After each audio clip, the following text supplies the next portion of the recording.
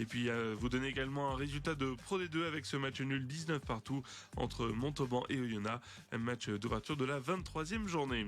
Voilà pour l'essentiel de l'actu sport, je vous souhaite une très belle journée. L'invité du jour. Il est 7h46, on est en direct évidemment. On va parler rugby ce matin avec le président de l'Ovalie Club Montluçon, Didier Bzonac. Bonjour Didier. Bonjour. Et merci d'être avec nous ce matin pour parler de l'OCM dans toutes ses composantes. Évidemment, on va faire un petit focus pour commencer sur l'équipe première qui se déplace à Nontron ce week-end. C'est compliqué, hein, c'est une période compliquée, 7 défaites consécutives. Heureusement que vous aviez pris des points en début de saison, quoi. Oui, mais avec du positif quand même, parce que ces jeunes aujourd'hui, on prend plus 40 points comme on prenait tout le temps, hein, sauf sur les gros clubs bien sûr, puisqu'on a déplacé la dernière fois Tours avec 7 juniors, qui sont passés seniors, quoi, à peine 18 ans, donc je trouve que c'est plutôt très très positif. Hein. Voilà, aujourd'hui, je trouve que ces jeunes se sont bien mis au parfum. Hein. On a failli gagner à la Châtre, on perd de peu contre Orion, c'est un deuxième. On a failli battre Chinon chez eux à 10 minutes de la fin, et ben on est devant et c'est le banc qui nous manque pour faire la différence. Donc ce club progresse, on est dans ce qu'on voulait faire. C'était alors donc l'OCM est 10e, 27 points avec quand même une bonne marge sur les deux relégables derrière qui heureusement gagne pas trop. C'était attendu finalement, ça a le fait de souffrir un petit peu à un moment de la saison. Écoute, on n'avait pas le choix, on s'est dit qu'est-ce qu'on fait? On fait jouer nos jeunes en prenant des risques et on verra bien à la fin de saison ce qui se passe. De toute manière, voilà, le rugby c'est simple, hein, où tu achètes des gars et tu fais venir des gars, ou tu formes tes gars, donc il y a pas d'autre solution. Donc il fallait qu'on en passe par là. Donc bon, la situation est pas alarmante, même si c'est vrai que 7 défaites consécutives, pour en avoir parlé avec les joueurs, ils aiment pas ça. Hein. Oui, ils sont toujours là dans leur tête, ils sont pas si mal que ça, parce qu'Arion ils ont relevé manche et ça passe de peu si tu passes les 17 points au pied et puis que tu prends pas ce carton où on joue à 14 quasiment une grosse partie du match.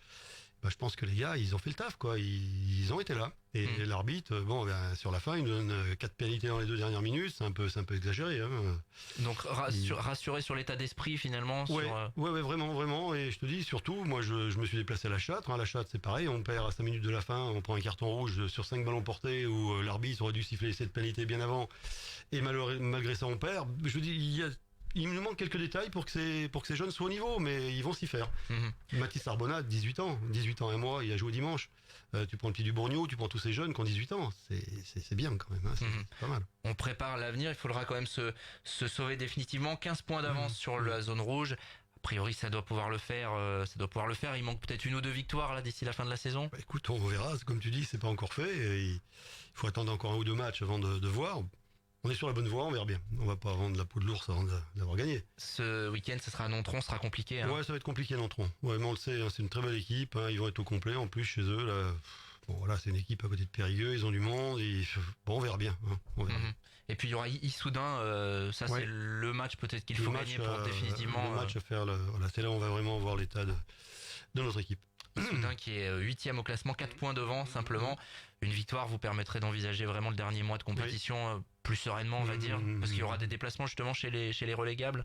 Oui, il y aura 2 déplacements en fin de saison, oui. Vierzon et puis la Couronne. Ouais. Donc pas d'inquiétude particulière pour le président.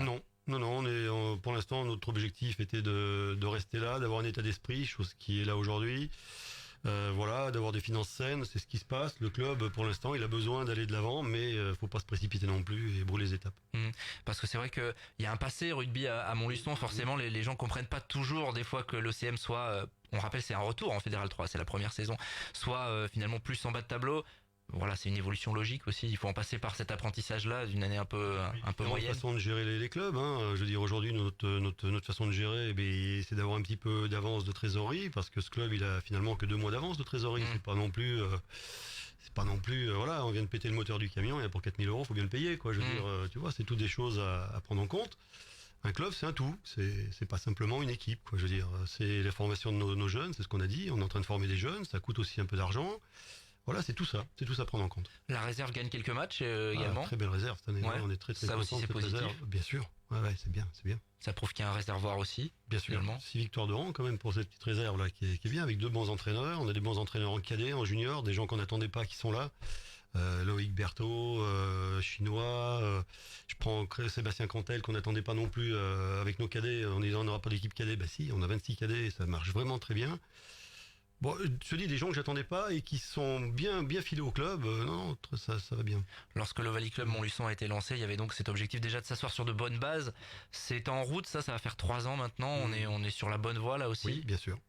Avec ces bons résultats. Je pense que le rugby à Montluçon est là, en Fédéral 3. Bon, je te dis, c'est peut-être un peu compliqué sur cette fin de saison parce qu'effectivement, comme tu le disais tout à l'heure, on est sur cette défaite. On attendait peut-être une petite victoire dedans, mais on n'avait pas gros espoir non plus d'aller gagner à Tours ou d'aller gagner à Poitiers ou autre. Je dis, on n'avait pas ces espoirs-là, donc on a joué des gros clubs.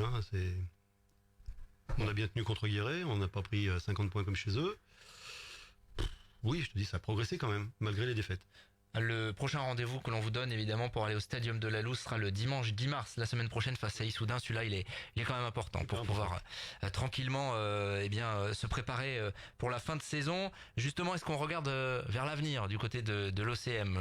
La saison dans un mois elle est terminée pour la Fédérale 3 en tout cas, pas pour les jeunes mais voilà. Qu'est-ce qui va se passer par la suite? Écoute, nous on voulait se poser sur ce club, ça veut dire que ce club va avoir 3 ans d'existence, on voulait vraiment se poser, même nous au niveau de la tête de ce club, savoir... Donc on a donné un départ avec Jean-Pierre du club, ça veut dire qu'on a pas démissionné, mais on a dit... Président et vice-président ont dit qu'ils allaient prendre du recul. Prendre du recul, voilà. Donc ça a ouvert un peu ce club, ça veut dire qu'il y a des gens aujourd'hui qui sont prêts à venir aider, à rentrer dans ce comité directeur et pas au conseil d'administration, puisque le conseil d'administration existe.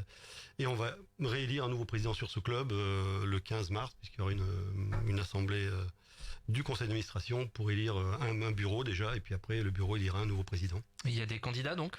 Il y a des candidats, il y a des gens qui sont intéressés, notamment aussi chez les jeunes, il y a des gens qui se sont présentés, qui ont envie de ce club, c'est bien parce qu'il y a des gens qui ont envie, donc ça veut dire que ce club va pas si mal que ça. Il y a des gens qui sont là, il y a plus de gens qu'on pensait qui se présentent, qui ont envie de faire des choses, de s'impliquer un peu plus dans ce club. Et ben ça c'est bien. Vous allez avoir un regard, vous allez quand même rester présent avec Jean-Pierre Bugère notamment. On verra, on va voir ce qui va se passer. On va voir ce qui va se passer déjà pas l'Assemblée, au conseil d'administration, je fais attention à ce que je dis. Et puis la liste des gens qui vont faire partie du bureau et qui va être élu. Peut-être que avec Jean-Pierre, peut-être qu'on va rester un peu plus que prévu. Et le temps que ces jeunes qui arrivent aient envie de prendre ce club, ou que d'autres aient envie, et que ça rentre aussi dans la philosophie de ce qu'on a mis en place. Aussi, il faudrait que ça rentre dans cet esprit-là, quoi.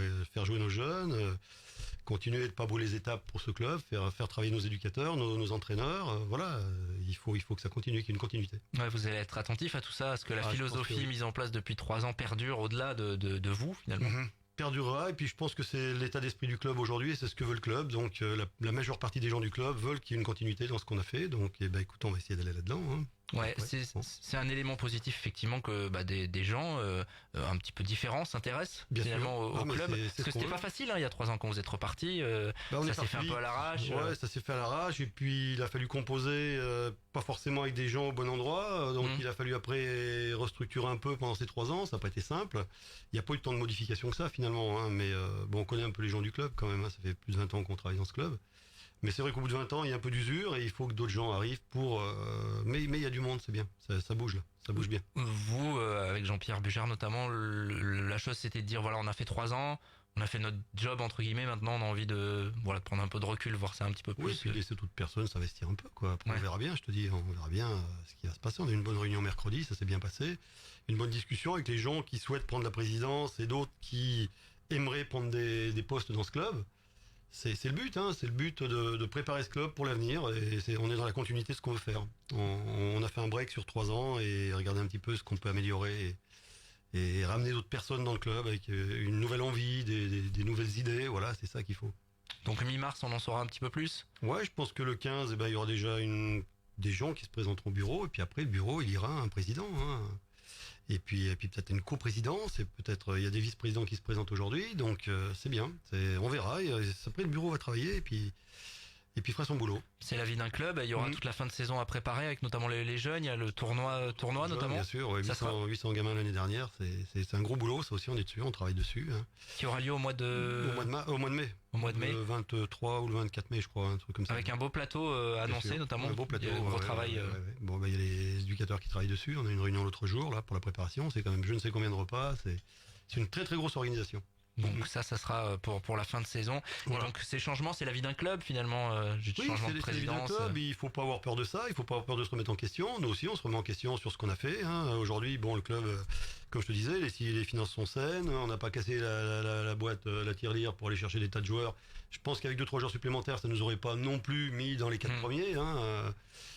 6-7, 6e et non, c'est pas ce qu'on veut. On travaille aussi avec une équipe qui existe, parce qu'il y a quand même une commission sportive avec des gars du club qui discutent et on avance avec eux. On va suivre ça évidemment toute cette fin Bien de sûr. saison. On rappelle que l'OCM jouera à Nontron ce dimanche. Vous aurez le résultat, les réactions évidemment dans le Café des Sports à partir de 17h sur notre antenne. Merci Je t'en prie, merci Zonac de m'avoir d'être invité. passé à notre micro ce matin. Président pour encore quelques jours donc de l'Ovalie Club Montluçon. Et puis on va suivre cette fin de saison de l'OCM. Il est 7h56, on est toujours en direct bien évidemment. L'invité du jour.